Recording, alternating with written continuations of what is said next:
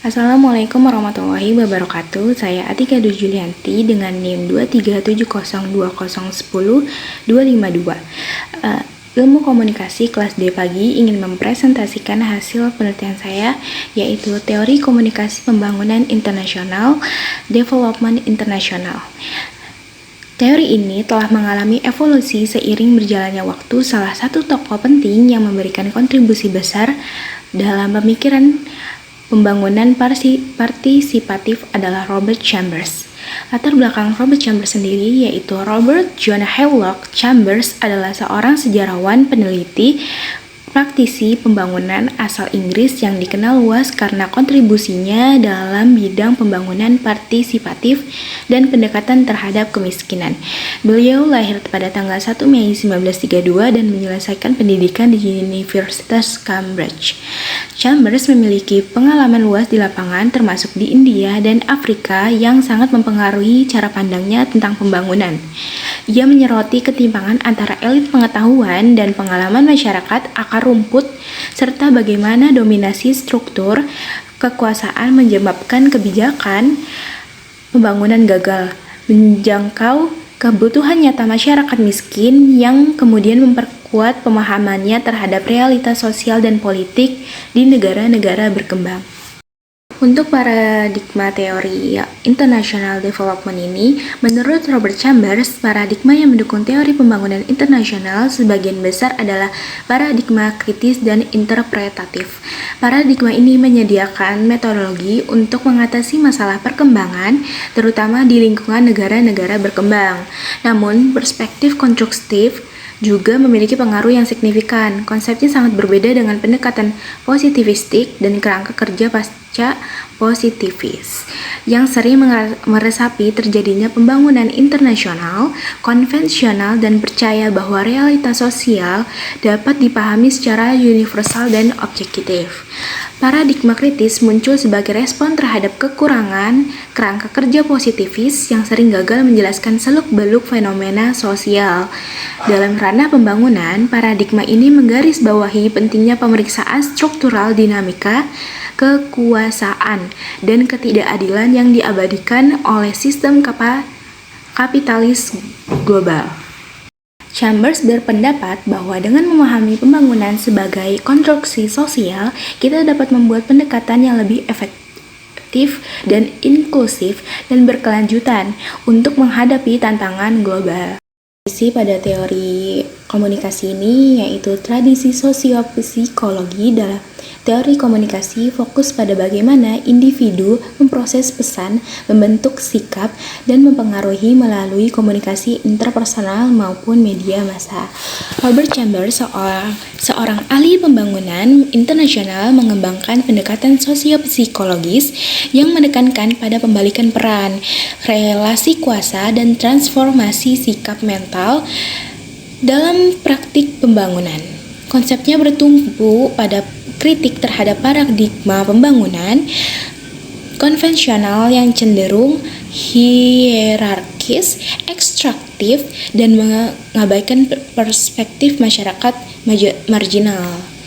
Pada bagian ini, paradigma sosiopsikologis menjadi relevan karena Chambers menyoroti pentingnya empati, persepsi, dan hubungan interpersonal antara pihak luar dan masyarakat lokal. Tradisi sosiopsikologis juga menekankan proses komunikasi dua arah dan interaksi interpersonal.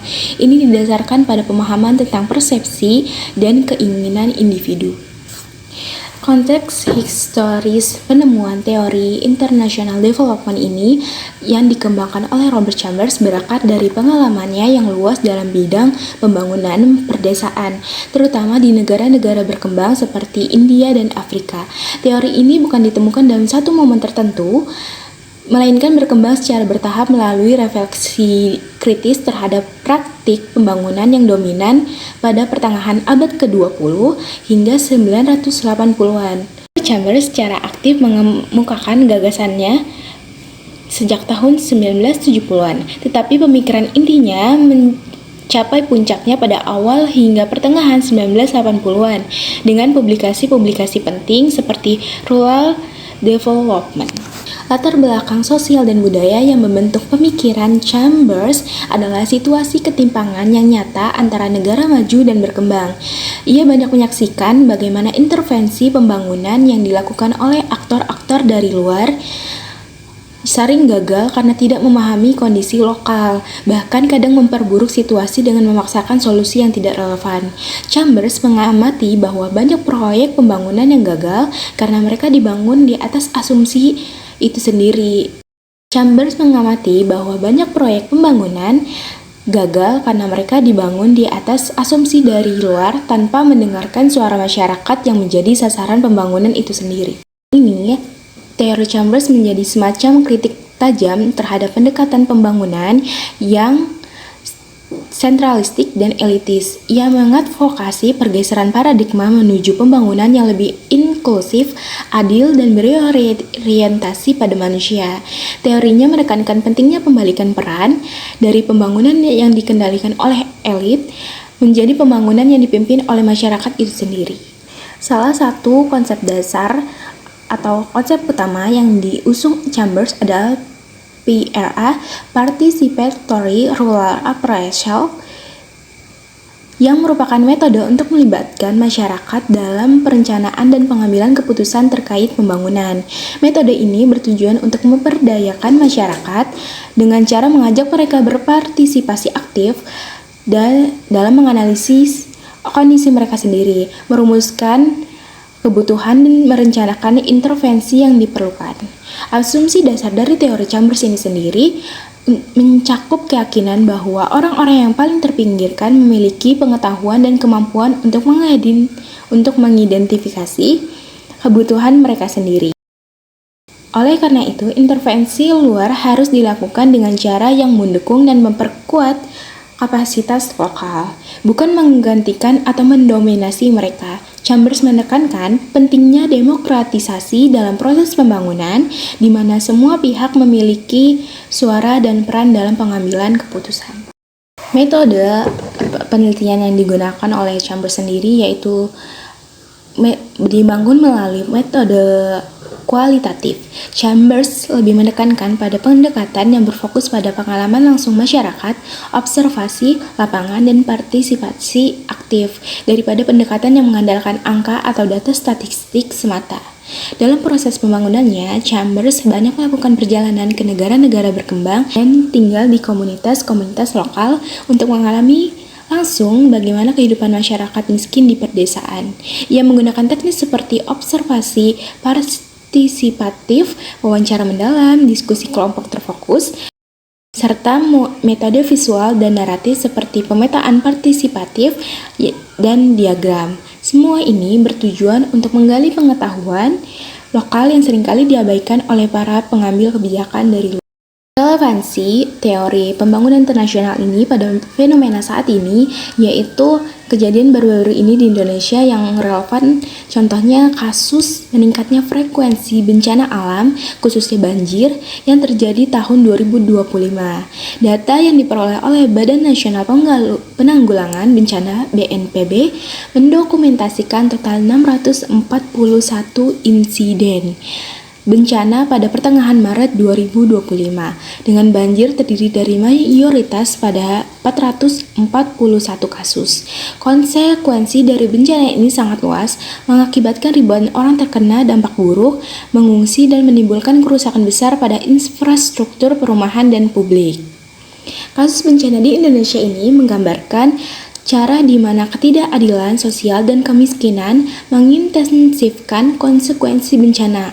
Akibatnya, strategi pembangunan harus mencakup mitigasi risiko dan pemberdayaan masyarakat lokal untuk meningkatkan ketahanan mereka terhadap bencana alam. Selain itu, terjadi fenomena meteorologi parah yang bertahan di berbagai daerah di Indonesia pada awal 2025. Seperti curah hujan yang sangat deras di Kalimantan Timur, Sulawesi Tengah, dan Jabodetabek. Berkaitan dengan kerangka teoritis Chambers, paradigma pembangunan yang berpusat pada keterlibatan masyarakat akan memfasilitasi pembentukan sistem peringatan dini yang digerakkan oleh masyarakat dan strategi adaptif untuk mengurangi risiko bencana dalam mengatasi perubahan iklim dan cuaca ekstrim.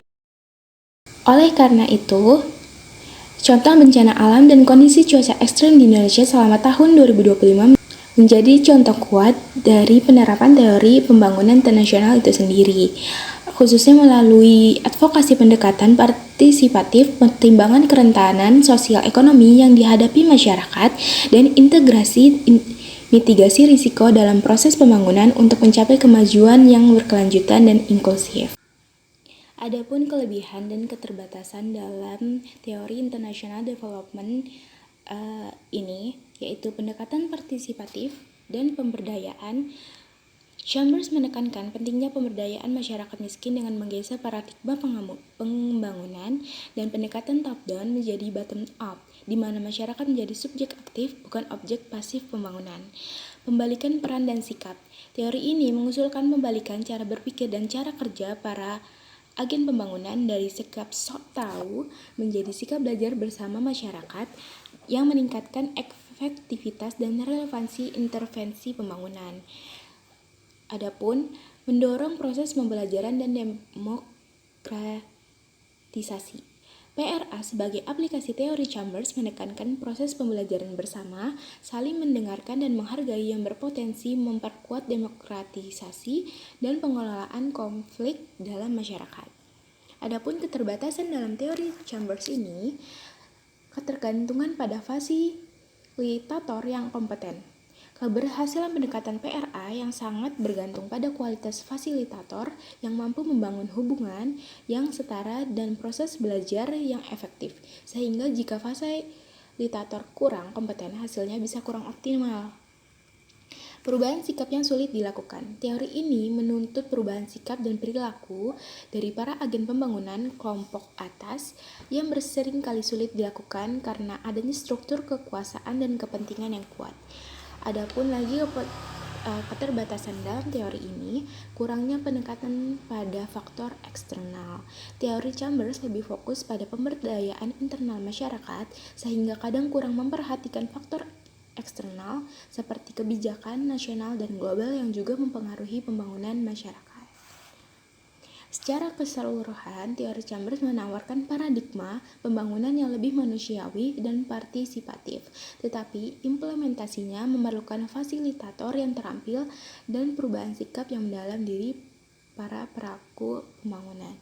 Secara keseluruhan, teori pembangunan menurut Chambers memberikan kerangka yang sangat kuat untuk memahami komunikasi sebagai proses yang mendalam dan transformatif. Bukan sekedar penyampaian pesan, ia menekankan pentingnya mendengarkan, refleksi, dan kepekaan terhadap konteks yang sangat penting dalam menciptakan komunikasi yang adil dan efektif dalam pembangunan. Namun, keberhasilannya sangat tergantung pada bagaimana prinsip-prinsip tersebut diterapkan secara konsisten dan kritis di lapangan. Sekian, terima kasih. Wassalamualaikum warahmatullahi wabarakatuh.